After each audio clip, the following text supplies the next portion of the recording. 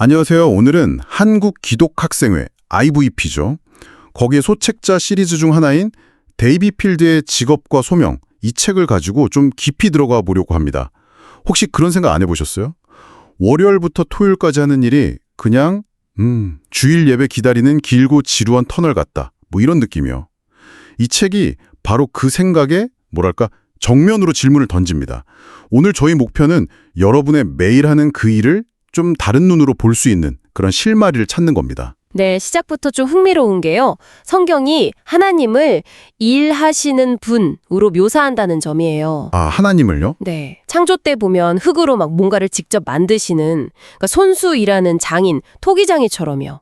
그리고 그 일에서 만족하시고 또 안식도 하시잖아요. 그렇죠. 그러니까 일이라는 것의 시작점에 이미 신적인 활동이 있다는 거죠. 맞아요. 그리고 예수님도 대부분의 생애를 우리가 아는 공생애 전에는 설교자가 아니라 몫으로 보내셨다는 거. 그것도 참 인상 깊어요. 그렇죠. 마가복음에 나오죠. 네, 당시 몫수일이 지금이랑은 또 달랐을 거 아니에요. 뭐 기계가 있나, 가공된 나무가 있나? 이거 엄청 힘들었겠죠. 직접 나무 베고 다듬고 정말 고된 육체 노동이었을 거예요. 그런데도 성경은 이 일이 그냥 죄 때문에 생긴 벌칙, 이게 아니라 창조 때부터 하나님이 계획하신 인간 삶의 아주 본질적인 부분이다. 네, 본질적인 부분이고 또 그 자체로 존엄하다 이렇게 말하는 거죠. 존엄하다. 물론 이제 죄가 들어오면서 일하는 환경, 그 조건이 힘들어지고 고통스러워진 건 맞아요. 창세기 3장에 나오는 것처럼요. 하지만 그렇다고 해서 일 자체의 어떤 근본적인 가치나 목적, 이게 사라진 건 아니라는 거죠. 아, 그게 핵심이군요. 네, 여기서 마틴 유터가 한 말이 재밌는데 하나님은 당신을 통해 암소의 젖을 짜기까지 하신다. 오, 그건 무슨 뜻이죠? 그러니까 우리가 아는 아주 평범한 일들 있잖아요.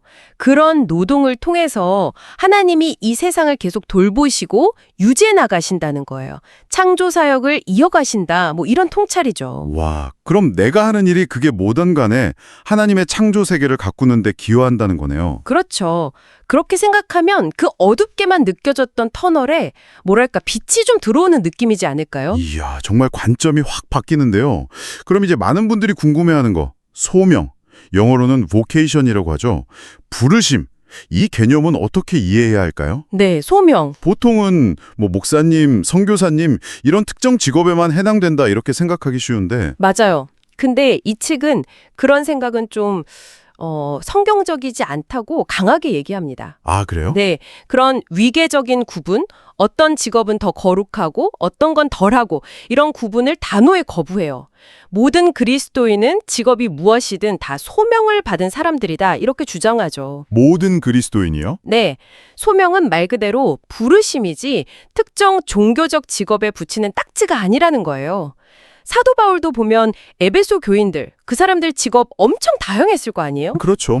상인도 있고 장인도 있고. 네, 그 모든 사람들에게 부르심을 받은 일에 합당하게 행하라 이렇게 권면했거든요. 그러니까 중요한 건 직업 종류가 아니라 하나님 앞에서 내가 어떤 태도로 어떤 목적으로 일하느냐 이거라는 거죠. 와, 그럼 소위 말하는 거룩한 일, 세속적인 일 이렇게 나누는 것 자체가 좀 잘못됐을 수도 있겠네요. 그렇죠.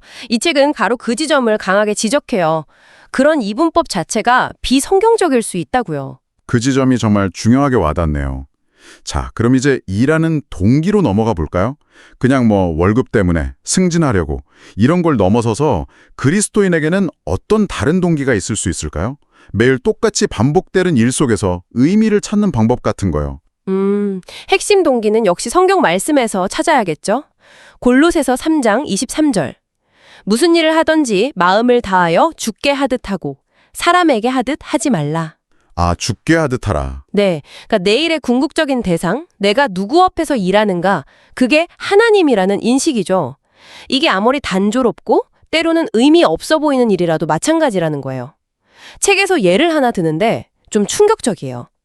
9년 동안 자기가 뭘 만드는지도 모르고 그냥 C429라는 부품만 계속 만든 노동자 이야기가 나와요. 9년 동안요? 와, 정말 상상하기 힘든데요. 그렇죠. 현대 산업사회의 어떤 비인간적인 단면을 보여주는 건데 여기서 책은 한 걸음 더 나가요. 신약시대 노예들의 상황과 비교를 하거든요. 노예요? 그건 훨씬 더 심각했잖아요. 맞아요. 훨씬 더 열악하고 정말 비인간적인 환경이었죠. 그런데 사도들이 그 노예들에게조차 죽게 하듯 일하라고 권면했다는 점을 상기시켜요. 이게 뭘 말하냐면 결국 외부 환경이나 내가 하는 일의 성격 자체가 내 일의 근본적인 동기나 의미를 결정하는 게 아니라는 거예요. 우리의 마음 자세, 태도가 중요하다는 거죠. 좀 도전적이죠? 와, 정말 도전적이네요. 그 내적인 동기가 중요하다는 건 알겠는데 그럼 그 관점이 좀 더 큰 문제들이 있잖아요. 예를 들어 현대사회에서 뭐 공정한 대우를 받는 문제라던가 노사관계 아니면 직장 내 윤리 문제 같은 거요. 이런 시스템적인 문제에는 어떻게 적용될 수 있을까요? 그냥 개인 마음까지만으로 해결 안 되는 것들도 많으니까요. 네, 아주 좋은 질문이에요. 사실 성경은 이미 오래전부터 그런 문제들을 다루고 있어요. 정말요?